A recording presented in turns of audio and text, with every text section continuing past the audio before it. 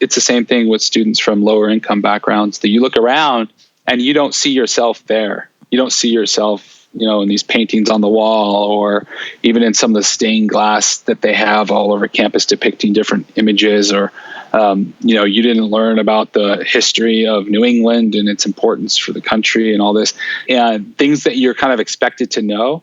And for me, I said this at a talk the other day. It's like, this sounds kind of stupid, but I didn't even know, like when I would sit down to have dinner in these nice restaurants, to put a napkin on my lap. Hello, my name is Emmy DeGrappa. Each week, we bring you stories asking our guests the question why. We learn about passion, purpose, and the human experience. Brought to you by Wyoming Humanities with the generous support of the Wyoming Community Foundation. This is What's Your Why?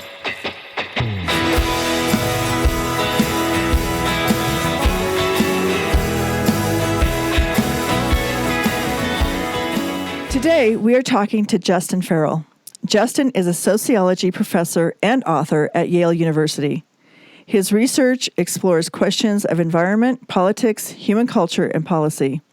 He just released a book titled Billionaire Wilderness, The Ultra-Wealthy and the Remaking of the American West. Welcome, Justin. Thank you. Great to be here. Well, I'm so excited that the first thing I read in your bio on your homepage of your website is that you are a proud first-generation college student from Wyoming.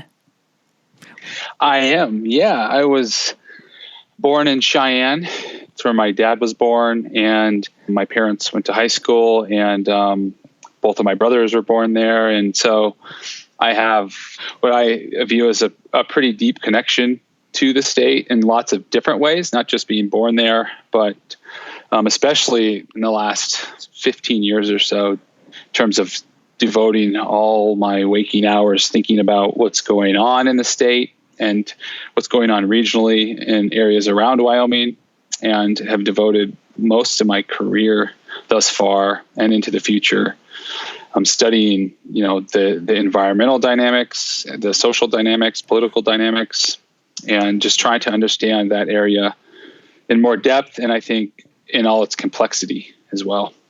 Well, what do you find most intriguing about growing up in Wyoming?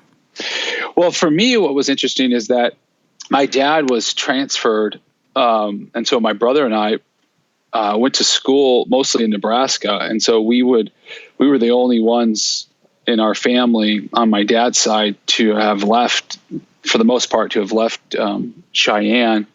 My mom's side, she is from Idaho, and so we would always kind of travel from Nebraska back.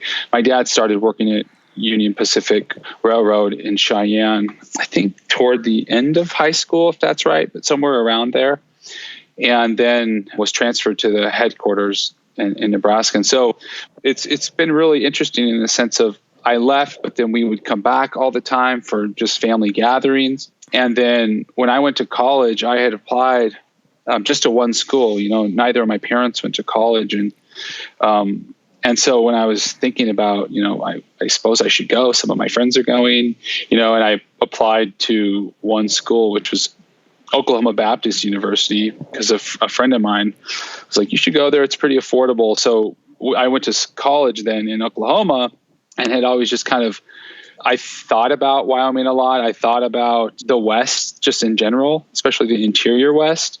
So it's not just about Wyoming in the sense of what's been motivating me all these years. And so I went to school down in Oklahoma, and then took a couple trips out west with my friends, and just kind of reconnected in that way as well, in addition to talking with family. And so it's been this kind of patchwork connection that I've maintained, and it wasn't really strengthened in an intense way relative to my work until I got to graduate school. And so I went to this small college down in Oklahoma, and then from there applied to graduate school, and that was on the East Coast in Princeton. And from there, that's when I really started kind of thinking about making a career of studying the West and studying Wyoming in particular. And it was, for me, I think, this subconscious way to reconnect to my family, but also just reconnect to all the childhood experiences I had in the state, both, in the southeast part of the state, and in areas like Teton County and Yellowstone. And so it's this, I think, attempt by me to merge my personal and kind of family connections with my professional life. Well, who inspired you to actually pursue your college education? Because it says that you're a first-generation college student and neither of your parents went to college. So did they encourage you? Did they think that was important? How was it that was your journey to not only just get a bachelor's, but go on to get a doctorate?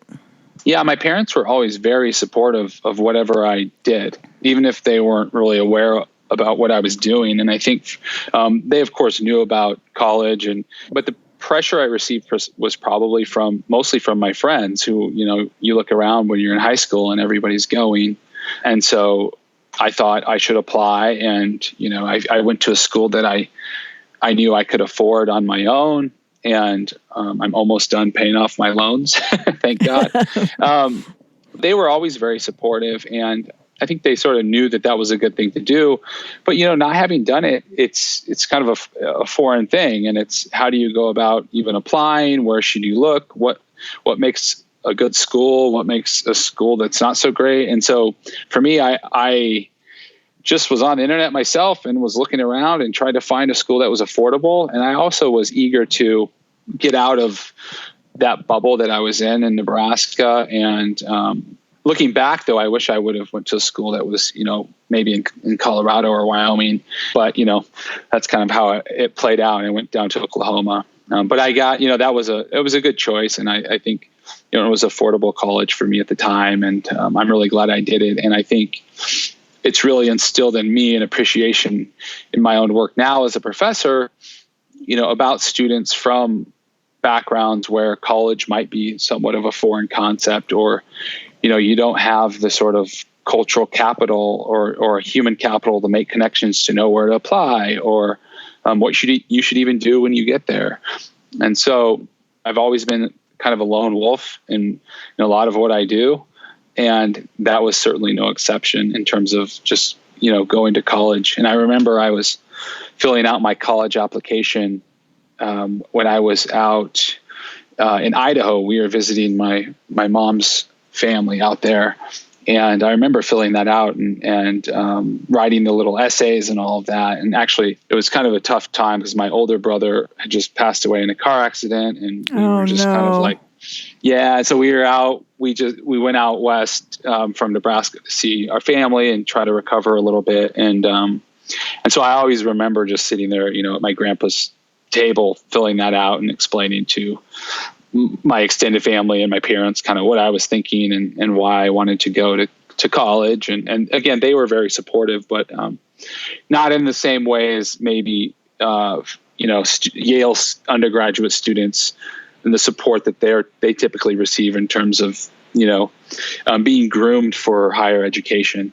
But I'm very appreciative of my upbringing because I think I have a chip on my shoulder and I don't take really any of it for granted. And when it comes to the work I'm doing, I think it gives me a unique lens to see the social world and to maybe understand folks from different social classes and backgrounds and from rural areas, and to write about it with empathy and maybe accuracy that other folks who maybe grew up in more blue, quote unquote, blue blood atmospheres on the East Coast, that they wouldn't typically have that perspective. So I've tried to harness it for good. You know what? I just caught onto something that you were saying, and I think it's really interesting. And you said, I have a chip on my shoulder, and it's good. And, usually when someone says, oh, that guy has a chip on his shoulder, they think that that's a negative thing, but you've actually embraced it. I have. And I think at times it can turn to be a little bit more negative, or I can perhaps, not see the best in people who come from more privileged educational backgrounds. And I think that, I'm careful to to see people for their experiences and to understand where they're coming from. But I certainly, am attracted to, for example, like if I'm looking for students doing interesting work, or if I'm looking at someone's resume to kind of see the trajectory of where they've come from. And I'm often really impressed by that because I know the barriers that folks can face who come from certain backgrounds, and whether it's, an underserved urban area or whether it's an underserved rural area, or, to me, seeing those experiences and seeing people's stories are fascinating. And I think is kind of part of this chip on my shoulder. And I'm always looking for folks who have that experience. But I also think it improves people's work, and it can tie them to communities that they're studying. And for me, it's, oftentimes rural communities. And in the case of the new book, understanding wealth and the ultra wealthy, but doing so through maybe more empathy than other folks might be able to muster, because I can kind of see how these experiences lead you to be the way you are and to believe what you believe and act how you act. And so that's kind of how I try to harness that for better. But it does at times make me sort of, especially in the past when you're applying to PhD programs and you're trying to match up with people who might have a Yale undergraduate degree and you're applying against them. And I'm coming from, a small Baptist college in Oklahoma, that you can become a little bitter, But for me, I tried to let my work do the talking and to, do really good research that people find to be interesting. I'm really glad you have that empathy for students who are maybe first generation entering into college, or just kind of facing the same challenges you faced where, you're filling out student loan applications or, a college application, and it's such foreign territory that it's a scary thing. And there's no one that you can, you're not generations down the road. And of course, my son's going to go to blah, blah, blah. You're really just treading new territory for you and your family. Yeah, I agree. And in the past few years, I've really focused on not just trying to attract students from those backgrounds and from Wyoming, frankly, to Yale. But I found that it's as important that after students get to campus, that the type of mentorship that I provide and that they need, is really important to make them feel comfortable, to make them feel like they belong, to make them feel like their ideas and experiences are valid and can contribute, to ongoing work at a university like Yale, which, to be honest, I'm still very uncomfortable with in many days. And I feel like many of my students, this sense of what we call imposter syndrome, where you feel like you maybe shouldn't be there, or it was a fluke that you got in, or for me, it would be like a fluke that I got that job. But all that just kind of can be really hard for students. And so lately I've been focusing on really trying to provide close mentorship and to, address those concerns head on, and to say that it's okay that you don't feel comfortable here. It's okay that you felt uncomfortable even applying. But so many of those students that I've worked with are my best students, and they're doing really interesting work that, frankly, some of it's not being done at places like Yale because those universities have become so disconnected from some parts of the country and from some perspectives that need to be heard, even if certain people disagree with them or not, So that's kind of where I've put my energy in terms of mentorship and what I'm looking for in students. That is so interesting and so important, because especially going to an Ivy League school and coming from a small school, a small Baptist school, but not really understanding that a first-time kid entering into college who doesn't have, his family doesn't have a legacy of college graduates, that the staying power is really hard.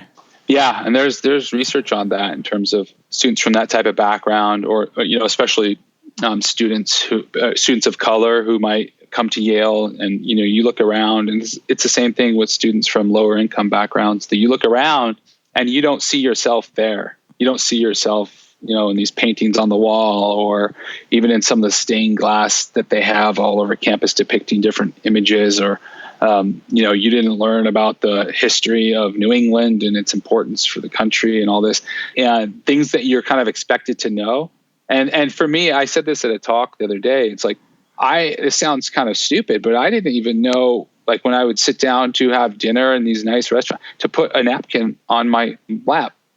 Like we just, something so simple, or to hold your knife in your opposite hand while you eat. These kind of cultural signifiers and cultural capital that people just take for granted, and that can make you feel so uncomfortable or out of place, and maybe at worst unwelcome if you don't know those sorts of things. And that might be a silly example, but I think it does sort of reveal what it can be like to enter an Ivy League environment where there have been people, multi-generational, families who attend, and their grandparents attend, or even beyond that, or their mother or father is, working for the Obama administration, or something, just all these different experiences and the exposure to this entirely different world.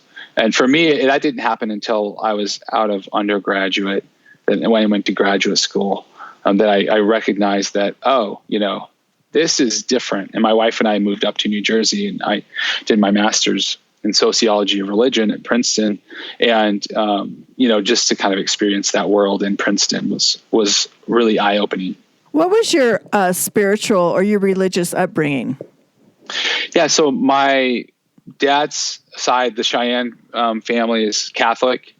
My mom's side has a Mormon background. They're from Idaho, but then kind of mixed with Protestantism. So when we were raised Protestant, and in like middle school or so, we attended, you would probably call it a mega church. It wasn't really huge, but kind of a run-of-the-mill evangelical.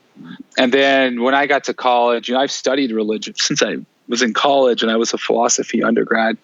And I've always been interested in religion, and from a personal and professional perspective. But when I got to college, I just kind of stopped going to church and see here. And then I went to graduate school to study sociology of religion. And this was also in a seminary setting. So I had friends who were training to become ministers, and these were Presbyterian ministers. So many of them, it was my first exposure to more like progressive religion, if you want to put it that way, or religion that was more focused on, some would say, more biblical values, like, caring for the poor, and the red letter Christians, you might, call them, focused on poverty reduction, homelessness, and caring for the environment. And that opened my eyes back up to the sort of value, or seeing religion in a way that I felt was like less destructive to kind of my journey. But the interesting thing is, my wife and I started attending this parish. I went to graduate school in Notre Dame, and I kind of reconnected then with my dad's side of the family, with Catholicism, and my wife and I have been attending ever since. And I wouldn't say we go every week, but it's, it definitely plays a role in our life, and provides meaning. And for me, it provides a moral imperative, to try to be a better person, and even if with my research, choosing topics that I think are going to make a positive impact on the world, and aren't just research for research's sake, or to further my own career. Well, I have to say that what you just told me, now I'm smiling, because you went from a small Baptist university to Notre Dame and then to Yale. So that's quite a journey, Justin. It's like... Yeah, I know. And it's pretty wild. And I went so in between there, I did the 3-year master's degree. So just to kind of lay out the timeline, I went, so it was Oklahoma Baptist University. And from there, was just enthralled with my studies and philosophy. And there was an English course that I took that we read some of the American canon that just kind of blew me away in terms of being exposed to all these different ideas. And I knew that at that time I wanted to do this for a living. I wanted to teach. I wanted to explore philosophical ideas, but I always had kind of an eye toward how it impacts the real world. So not just, philosophy in a vacuum. And so then I did apply to go to graduate school to study sociology, religion at Princeton, and in this setting where it was a mix of philosophers, sociologists, ministers, and then from there applied to PhD programs and really chose a field where I wanted to study, and that was sociology. And then and that's where I went to Notre Dame and that was a 5-year program. So it's 3 years in Princeton and 5 years at Notre Dame, and then from there straight to Yale. So I haven't been in outside of academia ever in terms of like professionally. Oh my once gosh. I started, after kindergarten, I have not been outside of school. That's really interesting because and funny because it's like, okay, you're a professional student. That's amazing. Yeah. That's amazing. I am. Yeah. It's odd my parents, I think, and even all of my friends, they're just like, how are you in academics? Because my personality and sort of if, you hung out with me on the weekend or, if we had a barbecue or something during the week, you wouldn't peg me as a professor in terms of the stereotypical image people usually have. But I kind of going back to that chip on my shoulder, that's been my identity throughout all of this, that I'm really focused on my work and I work really hard at it. But I also really try to keep a foot in the real world, so to speak, and not, in terms of, my friends, in terms of, I love, this sounds kind of crazy to even say, but, I really love sports, love all kind of music. It's not the typical image you have of an Ivy League professor in like a tweed jacket listening to Mozart. Smoking a cigar. Yeah, exactly. So Justin, I want to ask you because I really have become really interested in your book, Billionaire Wilderness. And I want to know what was your idea? What came into your brain that said, I'm going to write this book and this is what it's going to be about. And this is why I'm going to write it. Yeah. So it stems from my time in Wyoming doing research, but also just growing up, going out to Western Wyoming every year for the summer. And during the summer, we would go out for several weeks. And I think seeing that whole area change so much, and we would spend time over in Victor and then even further in Island Park is where my grandfather in Idaho, just on the border of Yellowstone, he had a little condo there since, I think like early 70s, maybe. And so I was out there since I was, a little kid, and just kind of seeing it slowly change, I think it started to pile up, like not in a negative way. I just would see, across the street, they would, there was a small hotel built, and it had a little hot tub and a little pool, and families would come. But then a golf course was built. And then, you would go into West Yellowstone, or we would drive through Jackson, and just every time we'd come, it'd look a little different. And seeing kind of how it was growing and changing, and not just more people, but it just looked a little different.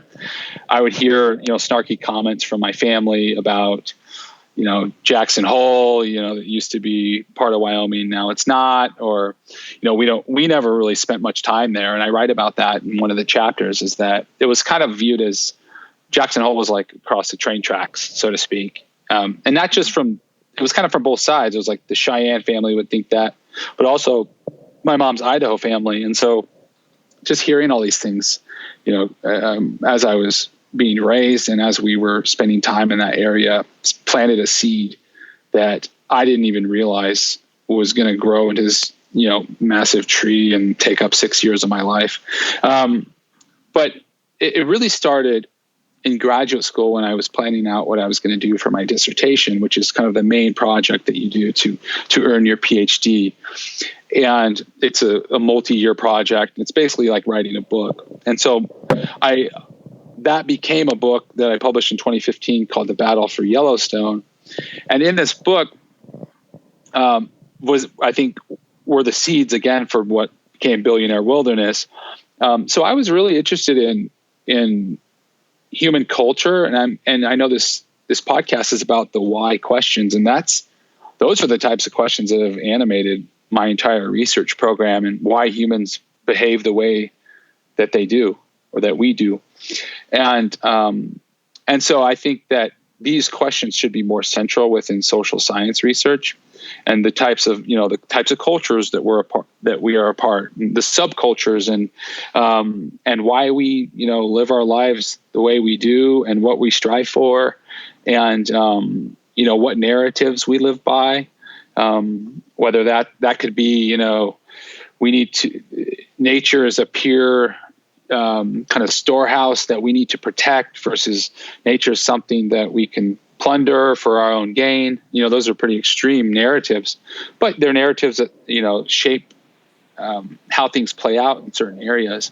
And then, how we determine right or wrong, and what we should do. And then really why it all matters in the end. Why are we even doing anything? Right. What kind of life do we want to lead? This sort of philosophical questions that, back to Socrates, was asking about, what does a good life look like?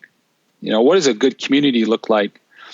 And these questions, for me, are seen in really sharp relief in Western Wyoming, especially, where you have this mix of, massive intact ecosystems that are really pristine ecologically. You have all sorts of people coming in. You have locals who have lived there for many generations. You have a strong federal presence in terms of the federal government and land management agencies. And so it's this really interesting mix to probe these why questions that I've always been interested in looking at, and doing so in a way that's going to matter for policy, and that is going to allow me to say, okay, I'm not just asking these questions for fun, and I'm not just writing about, why people may view the wolf as this sacred or spiritual being that needs to be restored, or why people hate the wolf in a way that is almost bordering on, a religious disdain for this animal that, is just doing what it does. But I can take those issues and try to understand them in their depth and link them to different cultural narratives in the West, in Wyoming, but then apply them to policy. And so the first book that I did using this framework was to look at environmental conflicts about Yellowstone. So you have, the wolf issue, obviously. You have this bison issue. And I actually lived for a short time with this group that studies and protects, that they aim to protect the bison because they're viewed as sacred by this group. And then I looked at, the snowmobiling issue, just to show that morality and the why questions, and even sometimes spirituality, are all part of this, even though it's suppressed by the scientific frameworks that are imposed on these issues. But ultimately, why we care about them in the first place are not because of the science. We use the science to try to understand and to improve our relationship. But those relationships, again, are based on these moral questions about, who we want to be as humans, and how we want our communities to operate, and what's our relationship to the natural world, and all of that. So then after I finished that book, I was, convinced that the issue of wealth has not been looked at very closely. There are reports out, local reports about, the growth of wealth in Teton County or in larger cities in the West, even, Denver, Seattle, San Francisco. But what I thought was missing was this closer look at wealth, and what better place to do it than the richest county in the richest country in the world, Teton County. Right. And I have so many connections there already from the first book that it was really a no-brainer. And so it was motivated by some of these personal experiences I've had about, wealth and how the area was just kind of changing a little bit. But then there was this other side, this almost like societal or academic need for a study of ultra wealth and wealth concentration in the United States. And I just used Teton County as my case study. And so the book is about Teton County, but in a lot of ways, it's about where our country has been heading for the last few decades in terms of growing wealth concentration and how the middle class is kind of being squeezed out and pushed down to the other end of the income spectrum. And so that it was just like this perfect case study for me to engage those economic questions, but also engage wealthy people on these questions about why they live their life the way they do. And, do they feel bad about having that much money? Do they have trouble sleeping at night like some people think? And how do they use nature and this rural setting to kind of solve some of those problems or to engage with those problems? So it was just this fascinating book that came together almost on accident, but really rooted in a lot of my personal experiences in the West and in Wyoming. Well, it doesn't sound like it was an accident to me. It sounds like it was like the path you were on, and I can see how that would be a very obvious place for you to go from your Yellowstone book, especially when you start looking at the disappearance of the middle class. And why is that? And what's happening there? And I agree with you. Teton County just kind of screams it out in a way that is interesting to think, how can I approach somebody and ask them a meaningful question about why they live here? Or what is Jackson Hole? Mm-hmm. Yeah, no, I agree. And the other thing is that these issues about wealth inequality, they receive a lot of attention, but it's usually, again, just in Wall Street or Silicon Valley, and that there's this huge hole relative to what we know about how wealth works. And places like Teton County are overlooked, and they just, they're kind of seen as these rural backwaters or this, maybe an oddity, like, oh, that's kind of cute. But real income inequality is like, on Wall Street or again, in Silicon Valley and San Francisco. But I argue that that's short-sighted and misses the point and overlooks something that I think is deeply important, especially relative to how it intersects with environmental issues. So I guess you're right, though. It was this path I was on. It was almost like inevitable. I engaged this issue. But to spend 6 years of my life on it, I don't know. I'm glad I did. I really am. But I'm kind of like, wow, I can't believe I spent that much time just trying to understand this dynamic. I think it's an amazing dynamic that first of all, it's amazing that you took it on. The amazing dynamic is that you turned over a rock. You turned over like something that's hidden, and then you just exposed it.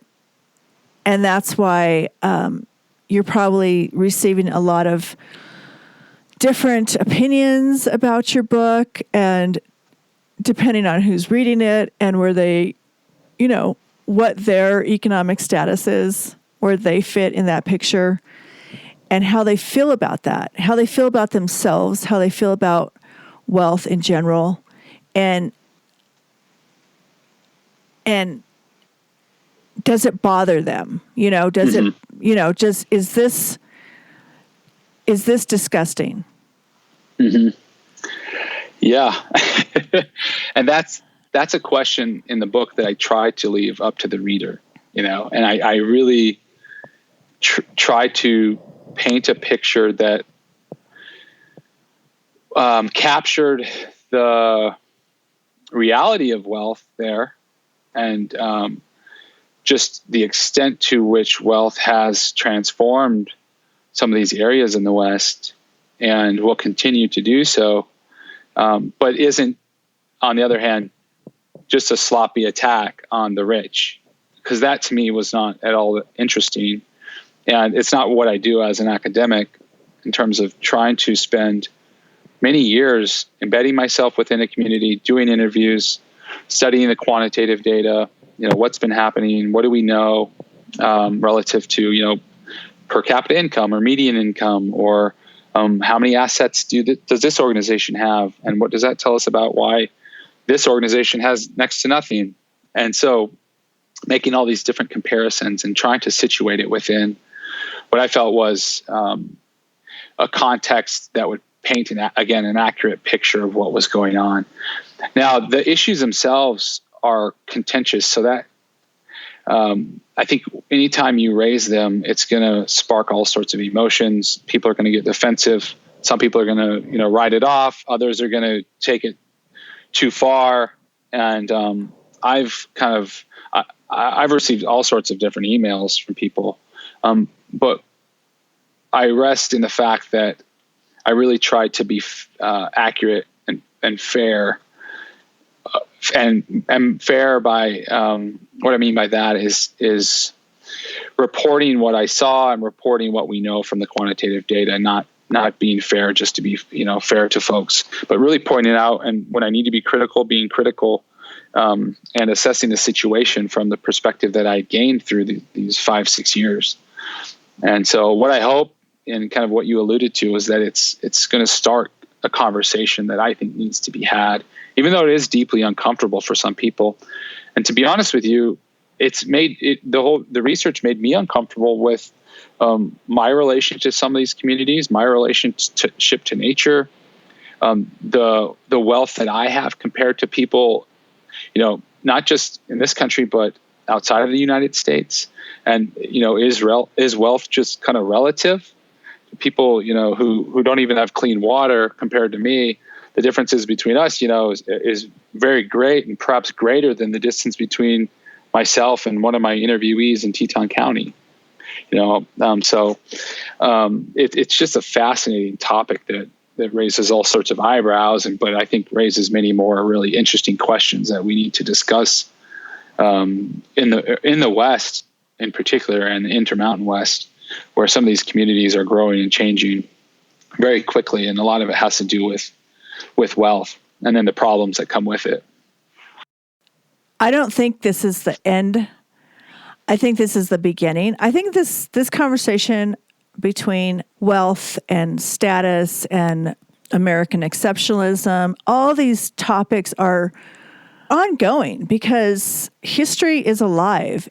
And we're always making history. Yesterday was history. And so I think this conversation just goes on and on and on, because as people, we're always changing.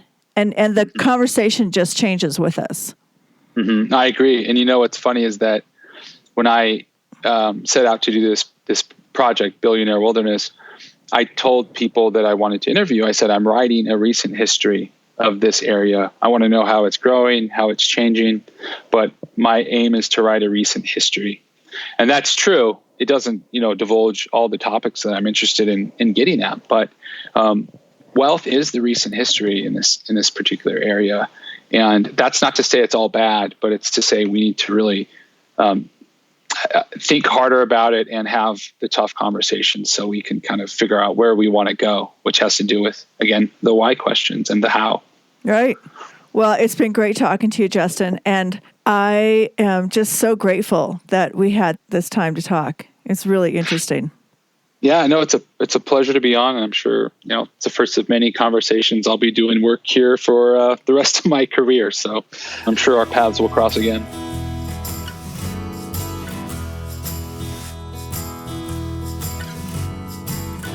Thank you for joining us for this episode of What's Your Why? Brought to you by Wyoming Humanities with support from Wyoming Community Foundation and generous supporters like you. To learn more, go to thinkwhy.org, subscribe, and never miss a show.